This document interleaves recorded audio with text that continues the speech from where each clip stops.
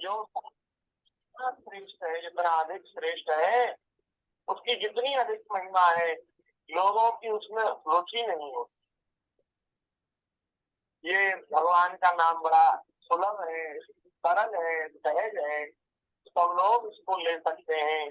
इसलिए पता नहीं क्यों लोगों की श्रद्धा नहीं होती, और काम तो करेंगे, भगवान का नाम नहीं लेंगे।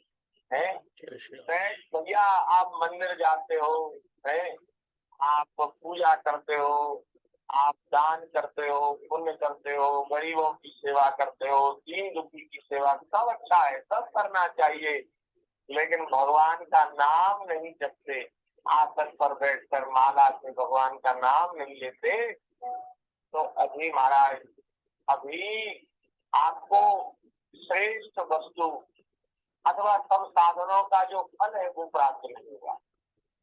और सब साधन इसलिए किए जाते हैं कि भगवान के नाम में प्रीति हो जाए, प्रेम हो जाए।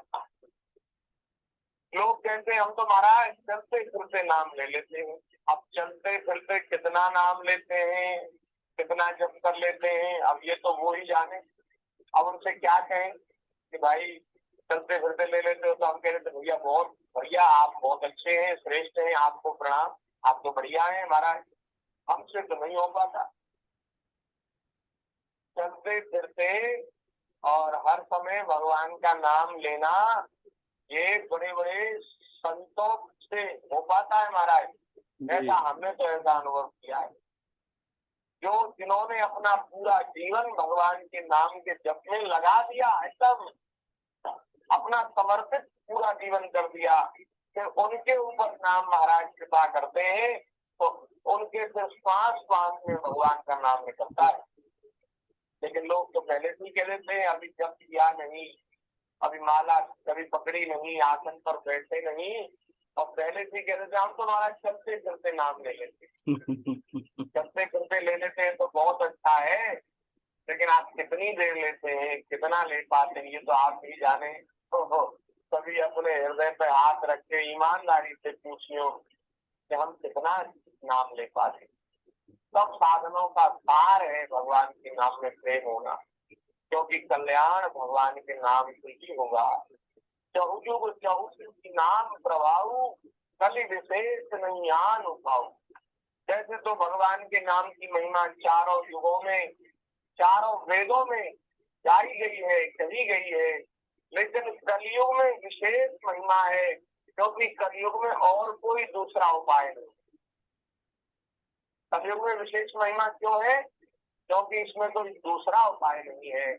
सतयुग में ध्यान के द्वारा, समाधि के द्वारा भगवान को प्राप्त कर लेते थे योगी जन। त्रेता में यज्ञ के द्वारा भगवान प्रसन्न हो जाते थे, यज्ञ बड़ी कुशलता पूर्वक, विधि पूर्वक करते थे सब लोग। और द्वापर में भगवान पूजा से प्रसन्न होते थे, पूजा की बड़ी महिमा, बड़े विधि विधान से, पवित्रता से भगवान की पूजा करते थे। लेकिन कलयुग में कुछ नहीं है, कलयुग में ना ध्यान लगेगा, न यज्ञ होगा, न पूजा होगी, और कोई साधन नहीं है। यही कलिका पूजा योग यज्ञ जप तप व्रत पूजा, यही कलिकाल मलायतन मन कर दे विचार। श्री रघुनाथ नाम सही, नाहिन आन आधार। इस कलिकाल में जो मन का, दोषों का, अवगुणों का भंडार है, ऐसे कलिकाल में अरे मन और कोई आश्रय नहीं, और कोई अवलंबन नहीं। श्री रघुनाथ जी के नाम का आश्रय लो, भगवान के नाम को छोड़कर और कोई आश्रय नहीं। तो मुझे बात भगवान के नाम से हो गई। तो भागवत जी में भी ये बात आई है कि सतयुग में, त्रेता में, द्वापर में और साधनों से जो फल मिलता था, कलयुग में भगवान के नाम से मिल जाता है। तदो तद हरि कीर्तना कृते ध्यायते विष्णु त्रेतायाम यजतो मखे द्वापरे परिचर्यायाम तदो तद हरि कीर्तना। भगवान के कीर्तन से, नाम से, ठाकुर जी के नाम के कीर्तन से वो फल मिल जाता है जो पहले योग, यज्ञ, पूजा, ध्यान, धारणा, समाधि के द्वारा जो फल प्राप्त होता था वो फल कलयुग में भगवान के नाम के कीर्तन से मिल जाता। बड़ी महिमा है। तो महाराज हम निवेदन ये कर रहे थे कि जिसके कल्याण का कहीं कोई उपाय शेष न बचा हो उसका कल्याण भगवान के नाम से हो जाता। अजामिल की तो कैसे रुचि हो नाम में, तो संतों ने कृपा की, पुत्र का नाम नारायण रख दिया। अंतिम समय में पुत्र को पुकारा। अब भैया किसी को भी पुकारना होता है ना तो उसका नाम लेना पड़ता है? नाम लेने से ही तो वो व्यक्ति सुनता है बात। नाम के बिना कैसे? अब चाहे नाम आप कुछ भी रख लो, बहुत से लोग बालकों का नाम तो कुछ और रखते हैं, होता है उनका नाम, लेकिन घर में उसको कुछ और बुलाते हैं। लेकिन कुछ ना कुछ तो बुलाना पड़ेगा, बिना बुलाए, बिना नाम लिए काम नहीं चलेगा। भैया जब बिना नाम लिए संसार में काम नहीं चलता तो बिना नाम लिए फिर परमार्थ के पथ में कैसे काम चलेगा? और सब साधन खूब करो लेकिन नाम का आश्रय लिए बिना। अच्छा देखो, आपने पत्र लिखा, चिट्ठी लिखी और आपने कोई बढ़िया बढ़िया बात उसमें लिखी और आपने एड्रेस लिखते समय नाम नहीं लिखा, नाम पता नहीं लिखा, तो वो चिट्ठी पत्र पहुंचेगा आपका सही ठिकाने पे? नहीं पहुंचेगा। मोबाइल में हम लोग नंबर सेव करते हैं, मोबाइल में सब नंबर ही नंबर डाल दिए जाए, नाम न डाला जाए तो पता चलेगा कि कौन किसका नंबर है? नाम की बड़ी महिमा है। बहुत महिमा है भैया नाम। बिना नाम के काम नहीं चलेगा, इसलिए नाम लो। नाम क्या है? नाम भगवान की पुकार है। ठाकुर जी को पुकारना है भगवान का नाम। तो उसने अपने पुत्र को पुकारा। अब पुत्र को कैसे पुकारता? जो उसका नाम था नारायण, नारायण नाम का उच्चारण के नारायण। जैसे ही नारायण कहा, भगवान के जो पार्षद है वे 4 पार्षद पितृन रूप से प्रकट हो गए और अजामिल को हथकड़ी बेड़ी से मुक्त कर दिया और यमदूतों से पूछा धर्म का मर्म क्या है। उन्होंने बताया कि महाराज ये जो पापी लोग हैं ये सब नरक जाते हैं, पुण्यात्मा स्वर्ग जाते हैं, वहां अपने पाप पुण्य का फल भोग करके दोबारा अपने लोक में आते हैं।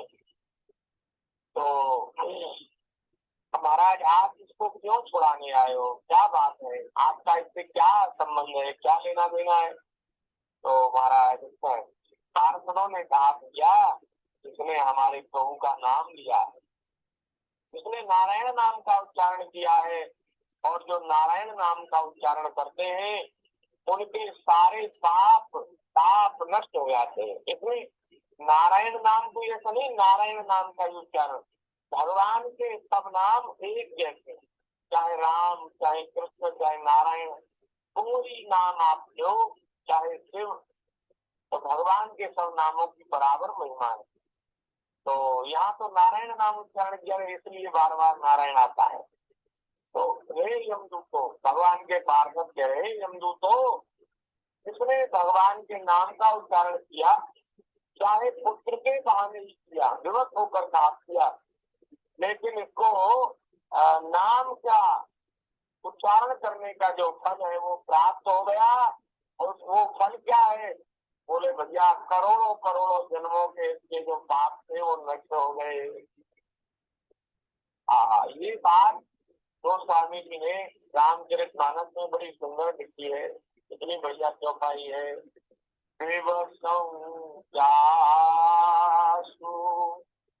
नाम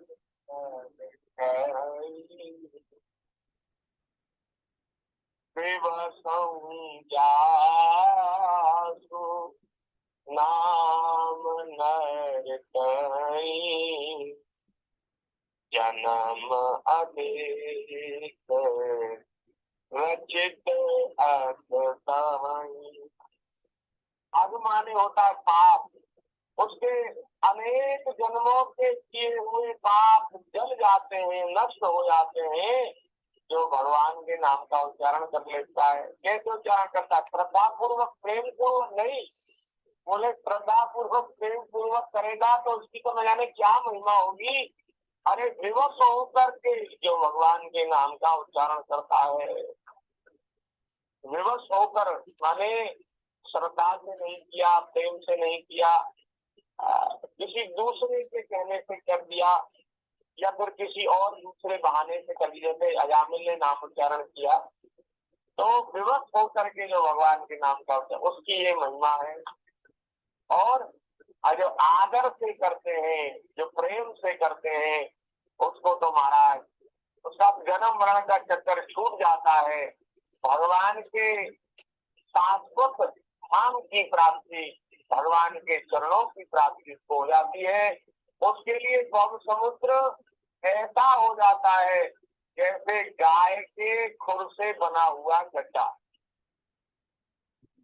गाय के खुर से जो गड्ढा बना होता है, उसको पार करने के लिए उसमें जल भरा हो तो उसको पार करने के लिए नौका नहीं मंगानी पड़ती, वो तो भैया चलते चलते बिना प्रयास के ही पार हो जाता है। इसलिए जो आदर से सुमरण करते हैं, स्मरण करते हैं, उनको तो फिर भव समुद्र पार करने में कोई उनको प्रयास नहीं करना पड़ता। सादर सुमिरन नर करई, सादर सुमिरन नर करई, को थोर शिव भव सागर तरई। भगवान के नाम की बड़ी महिमा है। कैसे हूँ हरि नाम ले खेलत हसत अजान, ऐसे हूँ देत है उत्तम गति भगवान। खेल में, हंसी में, अनजाने में भगवान का नाम जो ले लेता है, उसको भी महाराज भगवान उत्तम लोक की प्राप्ति, उत्तम गति की प्राप्ति करा देते हैं। तो जो प्रेम से लेते हैं उनको क्या देते हैं?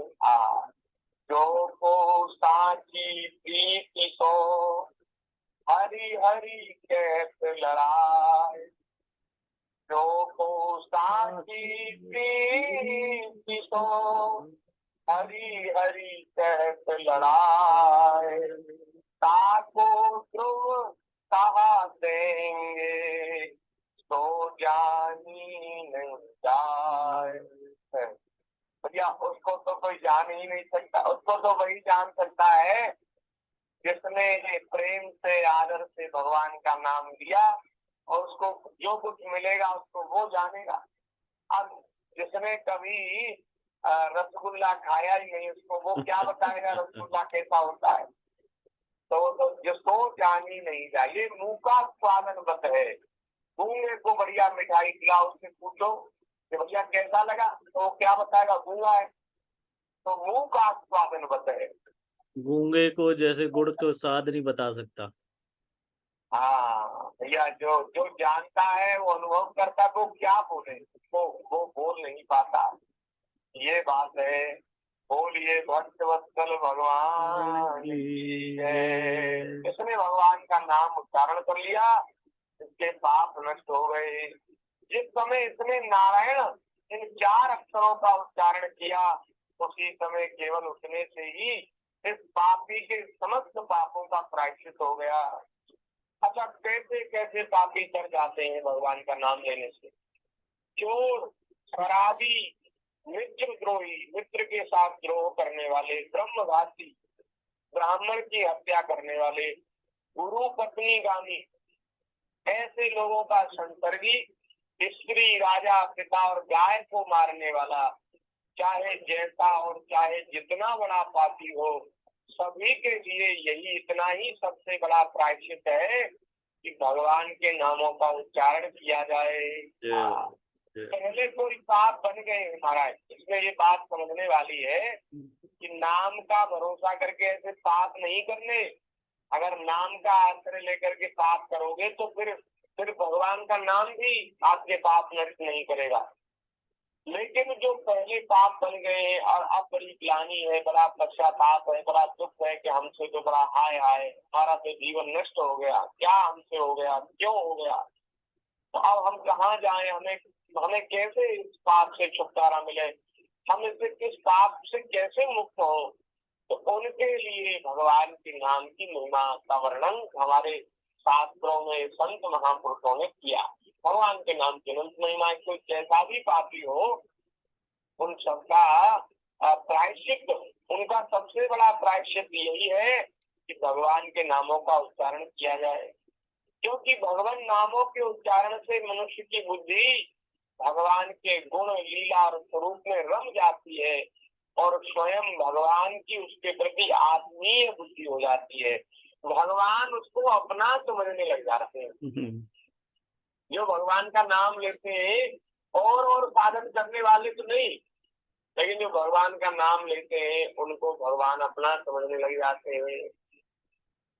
भगवान का नाम केवल भगवान की प्रसन्नता के लिए लेना चाहिए।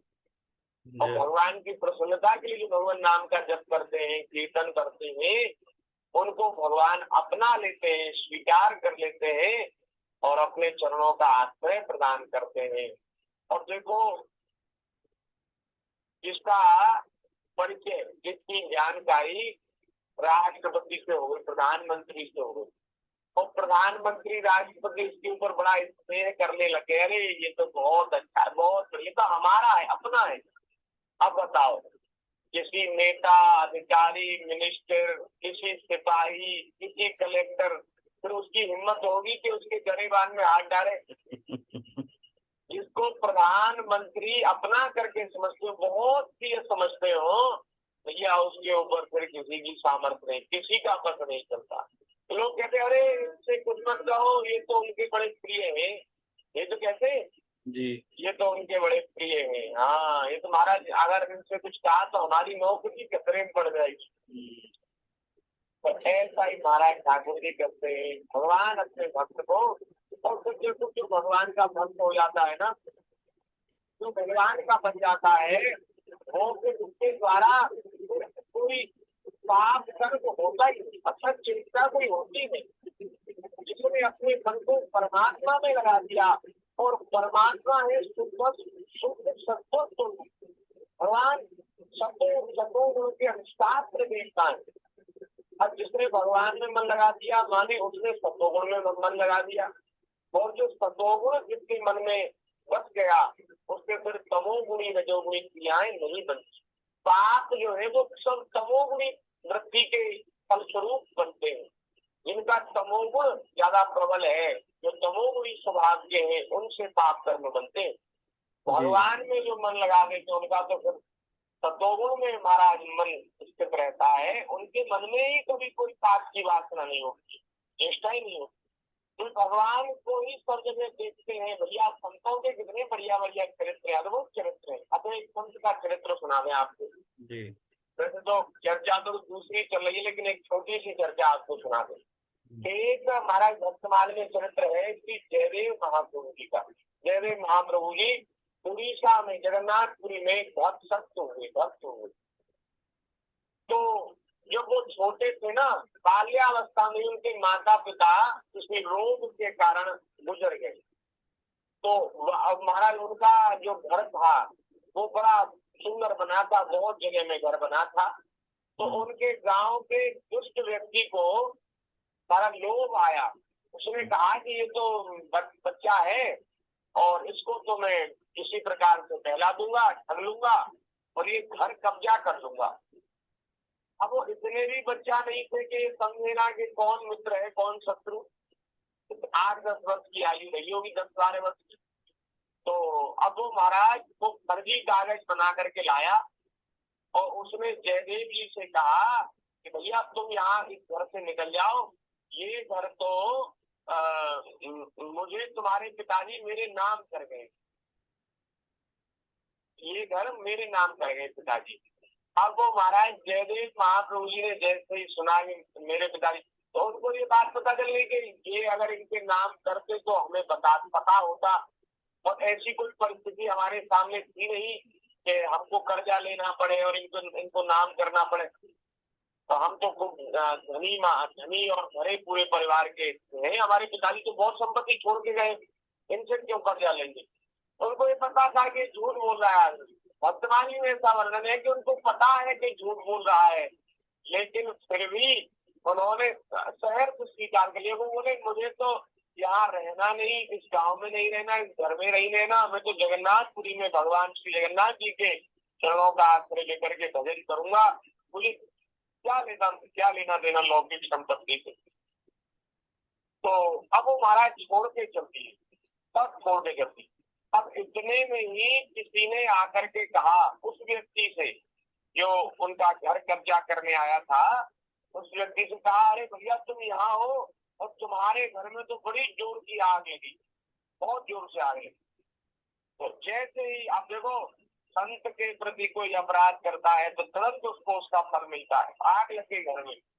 तो अब महाराज वो व्यक्ति भागा अपने घर की तरफ और उसके पीछे पीछे जयदेव महाप्रभु जी भागे। देखो महाप्रभु जी भागे उसके पीछे, और वो पहुंच गए घर महाराज उसके। और लोगों को तो बड़ा भय लग रहा था कि कैसे जाए अंदर, कैसे बचा में। उसके बालक बच्चे भी आग में फंसे थे, उसका कीमती सामान फंसा था आग में। जयदेव महाप्रभु जी ने अपने शरीर की परवाह छोड़ करके उस अग्नि में प्रवेश किया और उसके कीमती सामान को बाहर निकाल करके लाए और वहां आग को बुझाने में भी उन्होंने सहायता की। अब महाराज वो जो व्यक्ति था उसको बड़ा दुख हुआ। मैंने देखो इतने बढ़िया है बालक और मैंने इनके साथ छल करने की कोशिश करी, और वो चरणों में पड़ गया। बोले महाराज मुझे क्षमा कर दो, आपने मेरे घर में घुस करके मेरी संपत्ति को, मेरे बालक बच्चों को बचाया, तो मैं आपका बुरा करना चाहता था, फिर भी आपने ऐसा किया, आप महान हैं। महाप्रभु जी ने कोई उन बातों पर कोई ध्यान नहीं दिया और वो वहां से सीधे जगन्नाथपुरी चले गए, वो सब कुछ छोड़ आए।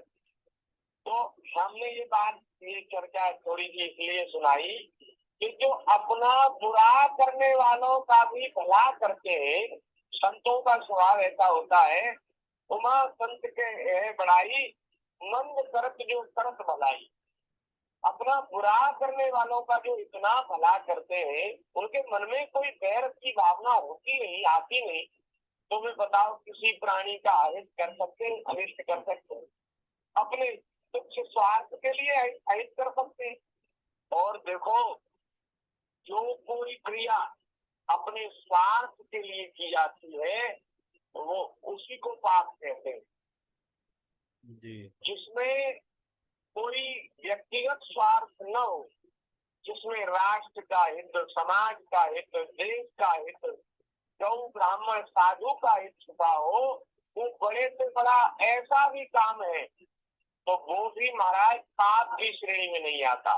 गो हत्या के लिए देखो सुनो, गो हत्या के गो रक्षा के लिए अगर जैसे कोई कसाई गाय लेकर के जा रहे मारने के लिए, काटने के लिए, और उस समय गो रक्षा के लिए कोई व्यक्ति उन कसाईयों का वध भी कर दे तो वो पाप की श्रेणी में नहीं है, उसको पाप नहीं कहते जी। हमारे जो भारतीय सैनिक है वो सीमा रेखा पर जो होती है सीमा, देशों की सीमा, वहां तैनात रहते हैं। अब कुछ बात होती है तो लड़ाई झगड़े में महाराज एक दूसरे को मार भी डालते हैं, लेकिन उनको उसका पाप नहीं लगता क्योंकि उनका कोई व्यक्तिगत स्वार्थ वहां सिद्ध नहीं होता। वो राष्ट्र की रक्षा के लिए, राष्ट्र के हित के लिए ऐसा करते हैं। कोई भी क्रिया जो अपने निजी व्यक्तिगत स्वार्थ के लिए की जाती है और उसमें यदि किसी प्राणी का अहित होता, बुरा होता है, तो वो पाप की श्रेणी में आती। कोई ब्राह्मण के ऊपर अत्याचार कर रहा है, कोई स्त्री के ऊपर अत्याचार कर रहा है, तो महाराज वहाँ ऐसी बात आई है शास्त्रों में कि वहाँ अपने प्राणों का भय छोड़ करके ब्राह्मण की, गाय की, स्त्री की, बालक की रक्षा करनी चाहिए। अब महाराज इन धर्म ग्रंथों की, शास्त्रों की बातें इतनी अच्छी हैं, इन बातों को मानते नहीं लोग, इनका आश्रय नहीं करते।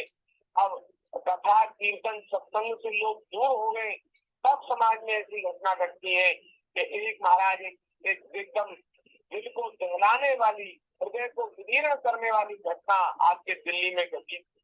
एक बहन के ऊपर एक दुष्ट व्यक्ति अत्याचार करता रहा, लोग आते जाते रहे, किसी का मुंह नहीं खोला महाराज। ये क्यों हुआ? ये महाराज धर्म से दूर होने के कारण हुआ। लोगों को ज्ञान ही नहीं है, अपने धर्म शास्त्रों से, अपने धर्म कर्म से, पुण्य से दूर हो गए, तब ऐसी बात। नहीं तो महाराज हम भले ही मर जाए, लेकिन कोई स्त्री के ऊपर अत्याचार करे, गाय के ऊपर अत्याचार करे, ब्राह्मण के ऊपर, ये सहन नहीं होगा, ये सहन नहीं कर सकते। तो जो कार्य समाज के हित में हो, वो चाहे उसमें कुछ ऐसा भी कर, लड़ाई झगड़ा भी करना पड़े, तो भी वो पाप नहीं है। पाप तो वह है जो अपने व्यक्तिगत स्वार्थ के लिए किसी का अहित किया जाता है, वो हम निवेदन ये कर रहे। तो महाराज नारायण, ये बात कहाँ उठी थी, कहाँ पहुंच गई, हम तो भूल गए। तो महाराज श्री जयदेव जी की कोई बात चल रही थी, महाप्रभु जी। तो महाप्रभु जी है, आपने वो भक्तमाल से कथा उठाई थी जयदेव जी की। हाँ, महाप्रभु जी ने अब त्याग करके चले गए, और महाप्रभु, संतों का ऐसा स्वभाव होता है, हम कह रहे थे संतों का ऐसा स्वभाव होता है कि अपना बुरा करने वाले का भी हित करते हैं। तो बताओ, किसी दूसरे प्राणी का हित कर सकते हैं? अपने तुच्छ स्वार्थ के लिए किसी प्राणी का हित करेंगे? कभी नहीं करेंगे, कभी नहीं करेंगे। ऐसा क्यों होता है? क्योंकि इन्होंने अपने मन को सर्वात्मा, सारे संसार के आत्मा जो भगवान है उनमें लगा दिया। अब भैया सब में भगवान है, सब प्राणियों में भगवान है, तो अब उनमें उनकी आराधना उपासना में मन लगा दिया, तो फिर बताओ किसी प्राणी का हित कैसे करेंगे? इस बात को शंकर जी ने भी कहा, उमा राम चरण रत विगत काम मद क्रोध, निज प्रभु में से कहीं जगत यही सन करई विरोध। वे सारे संसार को अपने प्रभु में देखते हैं, प्रभु का स्वरूप देखते हैं, वो किसी के साथ विरोध कैसे कर सकते हैं? तो संत जो भक्त होते हैं, उनसे जो भगवान के प्रेमी होते हैं, उनसे कोई असत चेष्टा होती नहीं है, ये बात हम कह रहे हैं। अब आगे श्री भगवान के पार्षद कह रहे हैं, न निष्कृते रुचिते ब्रह्मवादिवी तथा विशुद्ध भगवान व्रतादिवी यथा हरेर नाम पदे रुदाते तदुत्तम श्लोक गुणोलंबकम। बड़े महात्माओं ने, ऋषियों ने पापों के बहुत से प्रायश्चित बताए हैं, कृत व्रत, चांद्रायण आदि व्रत बतलाए हैं, और भी बहुत साधन बतलाए हैं, परंतु उन प्रायश्चितों से पापों की वैसा नाश नहीं होता, पापी व्यक्ति की वैसी शुद्धि नहीं होती जैसी भगवान के नामों का, उनसे गुणित पदों का उच्चारण करने से होती है। क्योंकि वे नाम पवित्र कीर्ति भगवान के गुणों का ज्ञान कराने वाले हैं, जिनकी कीर्ति बड़ी पवित्र है, ऐसे भगवान के गुणों का ज्ञान कराते हैं भगवान के नाम। इसलिए भैया जैसा नाम से हृदय शुद्ध होता है, पापी की शुद्धि होती, ऐसी कुछ दूसरे काम से शुद्धि नहीं होती। क्या बढ़िया बात है। यदि प्रायश्चित करने के बाद भी मन फिर से कुमार्ग में पाप की ओर दौड़े, तो वह कैसा प्रायश्चित है? वो पूरा प्रायश्चित नहीं, वो ठीक प्रायश्चित नहीं। इसलिए जो लोग ऐसा प्रायश्चित करना चाहें कि बिल्कुल पाप कर्म और पाप कर्मों की वासना सब एकदम जड़ से उखड़ जाए, उनको क्या करना चाहिए? उन्हें भगवान के गुणों का गान करना चाहिए, भगवान के नामों का गान करना चाहिए, क्योंकि उससे चित्त सर्वथा शुद्ध हो जाता है। हाँ, देखो भगवान के कुछ नाम तो बड़े प्रसिद्ध हैं और वे जन्म से ही रखे गए हैं, लेकिन कुछ नाम भगवान के जो है वो भगवान की लीलाओं से संबंधित है। जैसे भगवान जो जो लीला करते हैं, जो जो चरित्र करते हैं, भगवान का वैसा नाम पड़ जाता है। जैसे हमारे कन्हैया ब्रज में आए तो ब्रज वल्लभ और श्री ब्रज बिहारी, ब्रज मोहन और ब्रज में बात करने वाले श्री ठाकुर जी, ऐसे उनके नाम पड़ गए।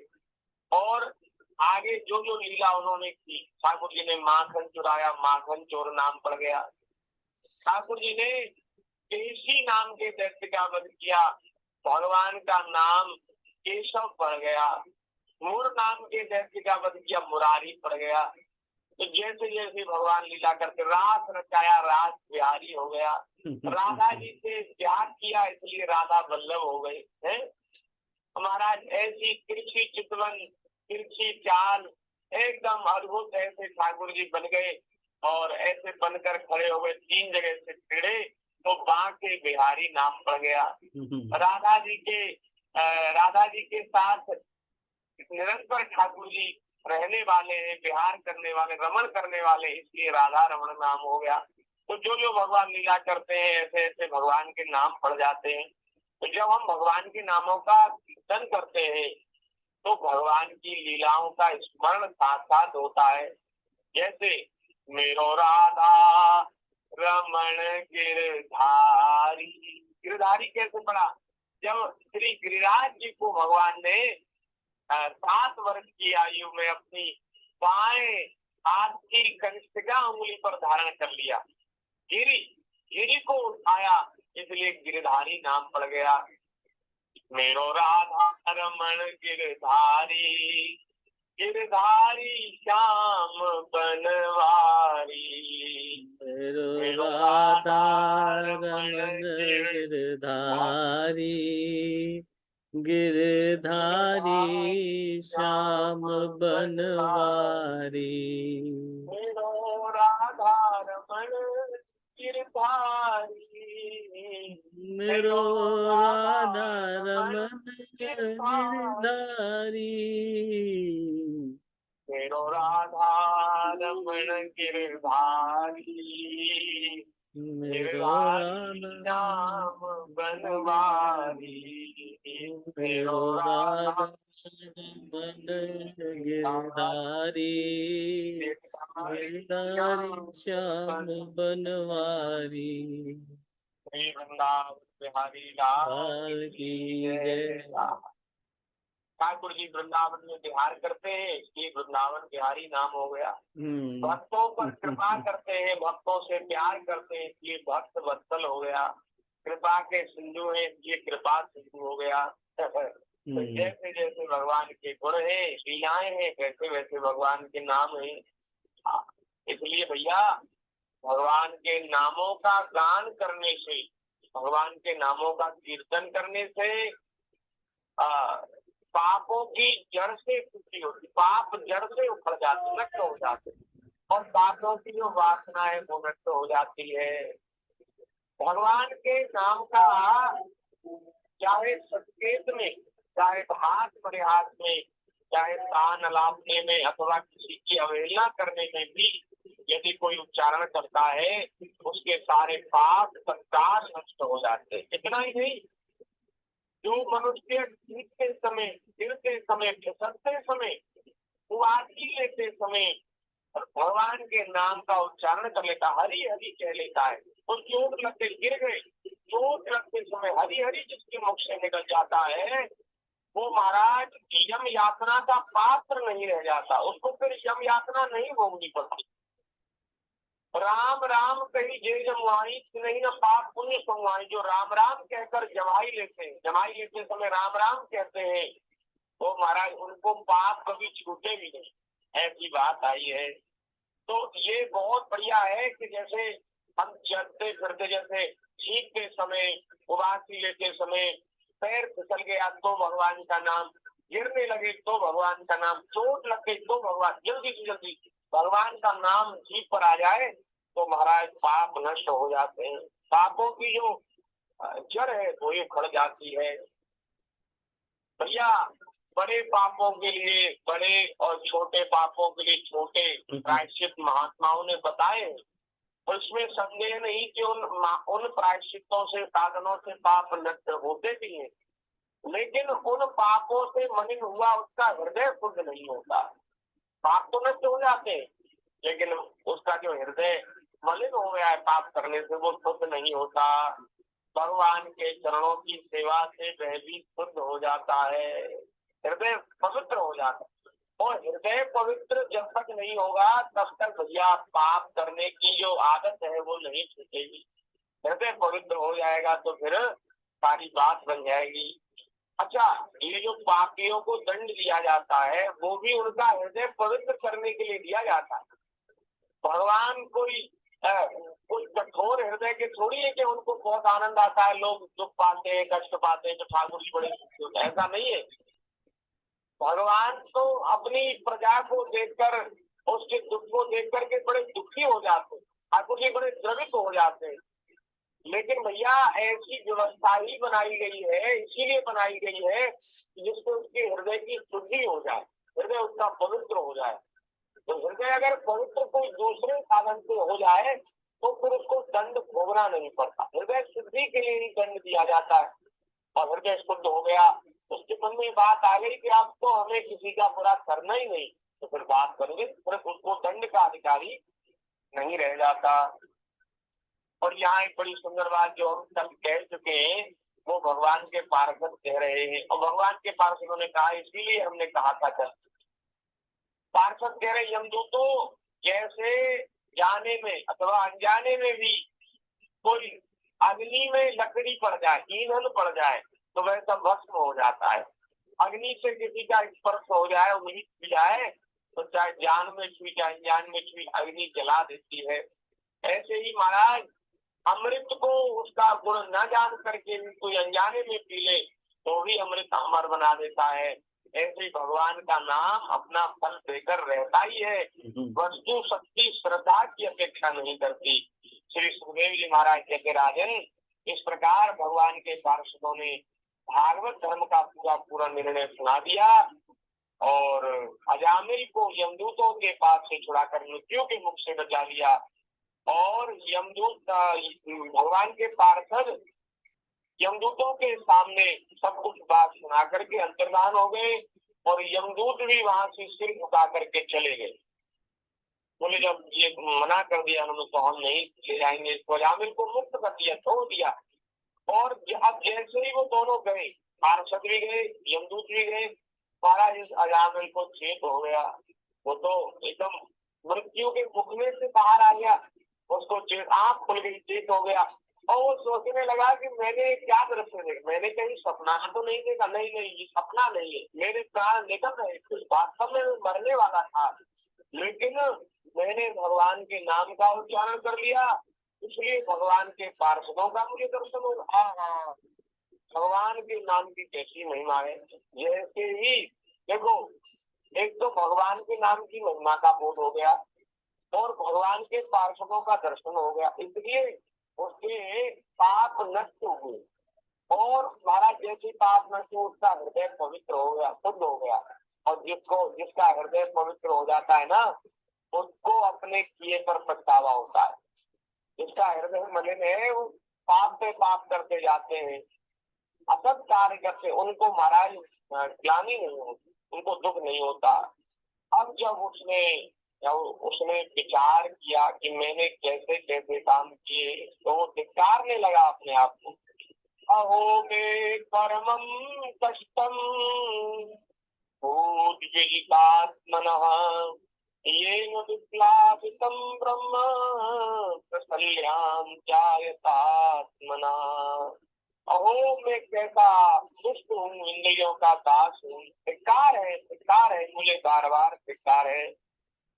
मैं पापात्मा संतों के द्वारा निंदित हूँ। मैंने अपने कुल में कलंक का टीका लगा दिया। हाय हाय, मैंने अपनी सती एवं अबोध पत्नी, उसका कोई अपराध नहीं था, ऐसी अबोध पत्नी का परित्याग किया और शराब पीने वाली कुंता का संसर्ग किया। मैंने दासी के गर्भ से पुत्र उत्पन्न करके अपना ब्राह्मणत्व नष्ट कर दिया। मैं ब्राह्मण कहलाने योग्य नहीं हूँ। यह बड़े दुख की बात है। देखो तो सही, मेरा जीवन कैसा था, मैं क्या हो गया। मैं तो नाली का कीड़ा बन गया। दुष्कृतम कुल कज्जलम हित्वा बालां सतीं योऽहं सुरापामसतीमान् सतीमगाम्। मेरे माँ बाप बूढ़े थे, असहाय थे, उनकी सेवा करने वाला मेरे अतिरिक्त कोई और नहीं था। मैंने उनका भी परित्याग कर दिया। वे कैसे कष्ट पा करके मरे, मैं कैसा कृतज्ञ हूँ। अब तो महाराज पूरे जीवन भर के पाप उसको याद आने लगे और वो दृश्य भी उसकी आंखों के सामने नाच रहा था। उसने समझ लिया कि भगवान का एक नाम मेरी जीभ पर आया तो मुझे भगवान के पार्षदों का दर्शन हो गया। मैं कैसा पापी निर्लिप्त ब्रह्म तेल को नष्ट करने वाला, और कहा भगवान का परम मंगल में नारायण नाम। मैं कृतार्थ हो गया। अब उसने निश्चय किया कि अब मैं अपने मन इंद्रिय प्राणों को वश में कर लूंगा और फिर अपने को घोर अंधकार में नरक से बाहर निकाल लूंगा। अब महाराज मैं इन बंधनों को काट दूंगा, आसक्ति का जो बंधन है इसको काट दूंगा और सभी प्राणियों का हित करूंगा, वासना को शांत कर दूंगा, सबसे मित्रता का व्यवहार करूंगा, दुखियों पर दया करूंगा, पूरे संयम के साथ रहूंगा। भगवान की माया ने स्त्री का रूप धारण करके मुझे अधम को फांस लिया और फिर अमृत की भांति मुझे बहुत नाच नचाया। अब मैं अपने आप को उस माया से मुक्त कर लूंगा। ऐसा निश्चय करके महाराज अजामिल उसी समय तत्क्षण अपने घर से निकल गए और गंगा जी के किनारे गंगा जी का आश्रय लिया, हरिद्वार पहुंचे और वहां जाकर के सारे संसार को भूलकर भगवान के स्मरण में भजन में अपने आप को लगा दिया। गंगा जी का आश्रय और भगवान का स्मरण, इससे बढ़िया तो और क्या बात होगी। अब तो महाराज थोड़े ही समय बाद जब उनका स्वाभाविक मृत्यु जब उनकी आई तो वे ही चारों पार्षद जो पहले दर्शन दिया था, वे चारों पार्षद आए और महाराज अजामिल ने उनको नमस्कार किया, सिर झुकाया और गंगा जी के तट पर अपना शरीर त्याग कर पार्षद देह को अजामिल प्राप्त हो गए और भगवान के धाम वैकुंठ को पधारे। बोलिए भक्तवत्सल भगवान इतना बढ़िया, इतना सुंदर चरित्र है जिसको कहते हो सुनते हो महाराज संतोष नहीं होता।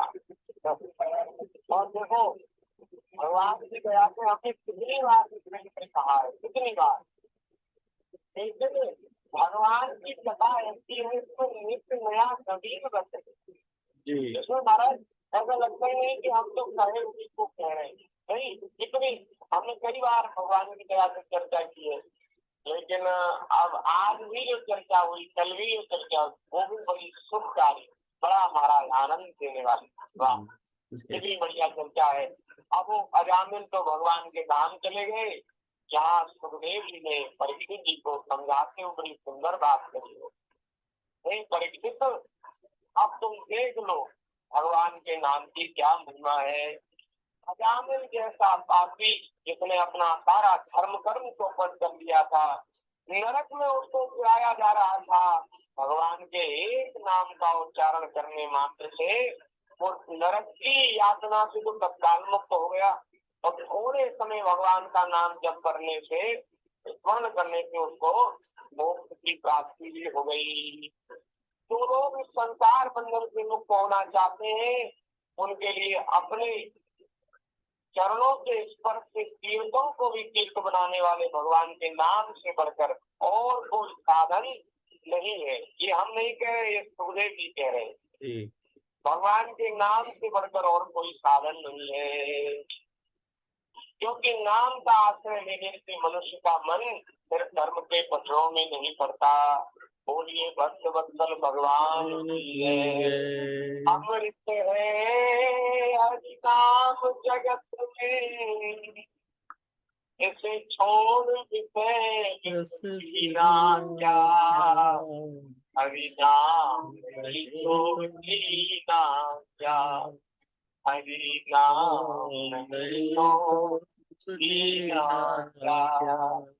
बोलिए भक्त वत्सल भगवान की जय। सुखदेव जी महाराज कह रहे परीक्षित, यह जो इतिहास मैंने तुम्हें सुनाया की जो महिमा है उसका वर्णन कर रहे हैं। अत्यंत गोपनीय है, समस्त पापों का नाश करने वाला है, बहुत सुंदर है।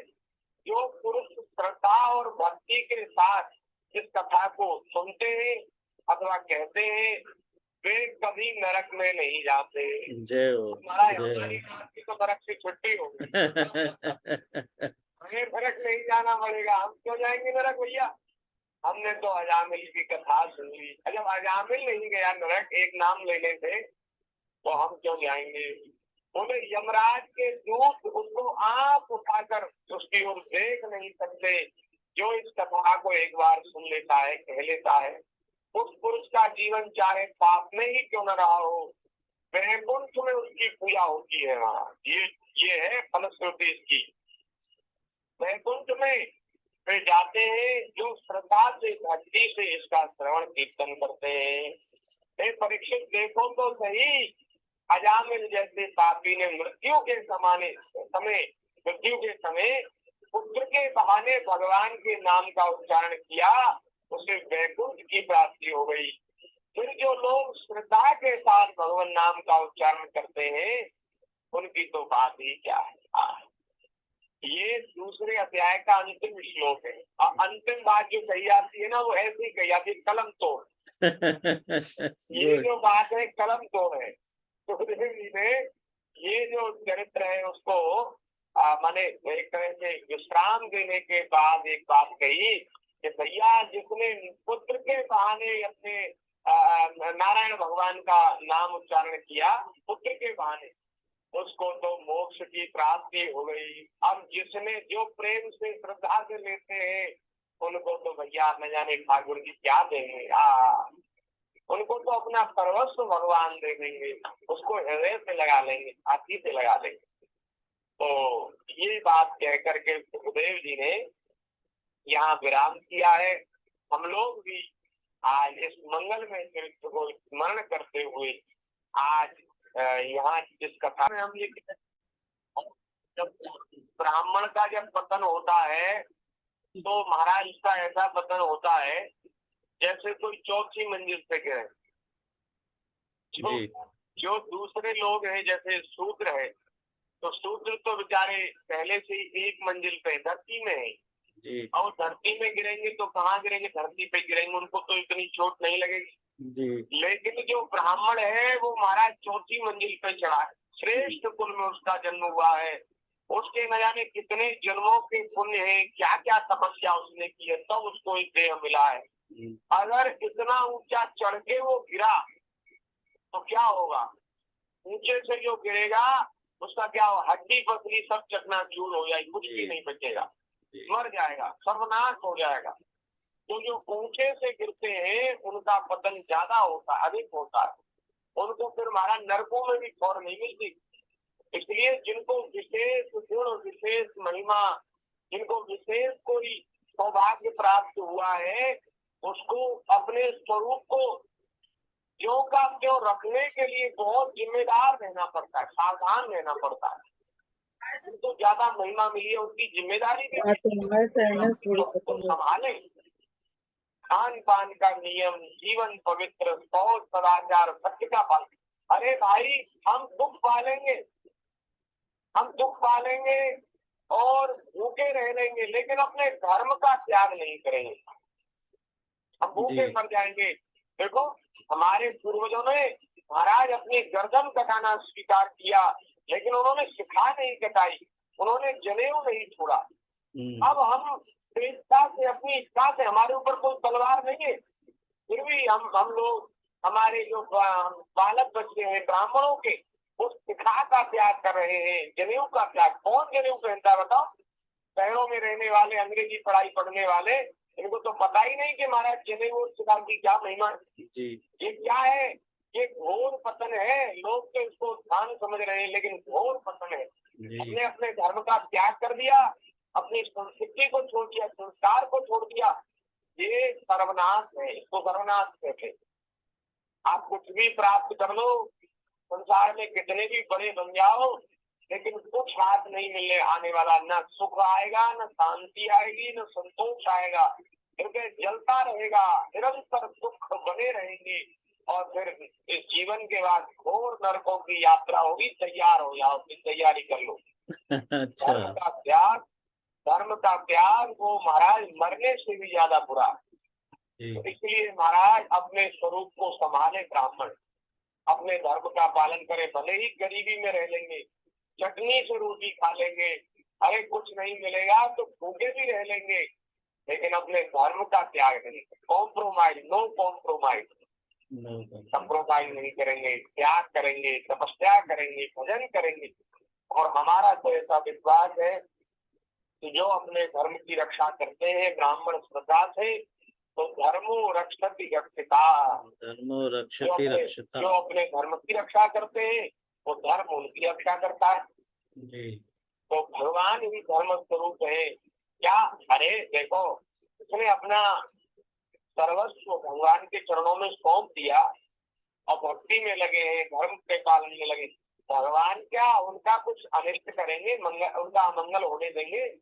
अरे भगवान उनका खूब ध्यान रखते हैं, खूब बढ़िया से महाराज आनंद करते हैं। लेकिन हम लोग ये है कि हम लोगों की श्रद्धा नहीं होती, तो ये दुर्भाग्य है। तो भैया, ये अजामिल की कथा सुन करके यही हम लोगों को सीखना चाहिए कि ऐसा पतन हुआ पवित्र ब्राह्मण से, लेकिन थोड़ा फिसले तो बहुत फिर गिरते गए, बहुत भारी पतन हुआ।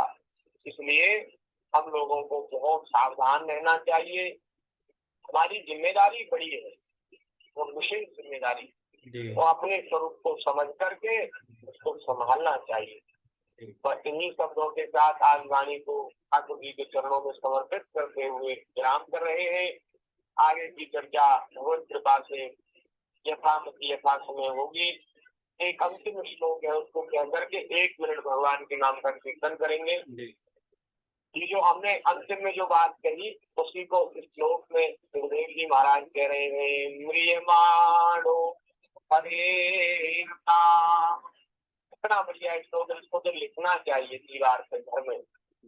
म्रियमाणो हरे नाम गृणन् पुत्रो प्रचारितम् अजामिलो यज्ञाधाम किं पुनः श्रद्धया। अजामिल भगवान के नाम चला गया, उसने भगवान का नाम लिया, ठाकुर जी का नाम नहीं लिया। अरे पुत्र के बहाने नाम लिया। तो भैया जो श्रद्धा से भगवान के नाम का कीर्तन करते हैं, उनको क्या मिलेगा? किम पुनः श्रद्धया।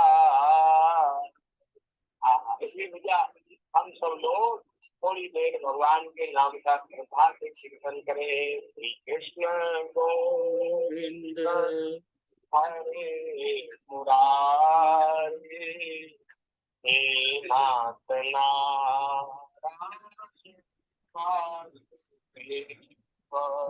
श्री कृष्ण गोविंद हरे मुरारी, नारायण वासुदेव। हे नाथ नारायण वासुदेव, हे नाथ नारायण वासुदेव। हे नाथ नारायण वासुदेव, हे नाथ नारायण नारायण वासुदेव हे नाथ नारायण वासुदेव हे नाथ नारायण वासुदेव श्री कृष्ण गोविंद हरे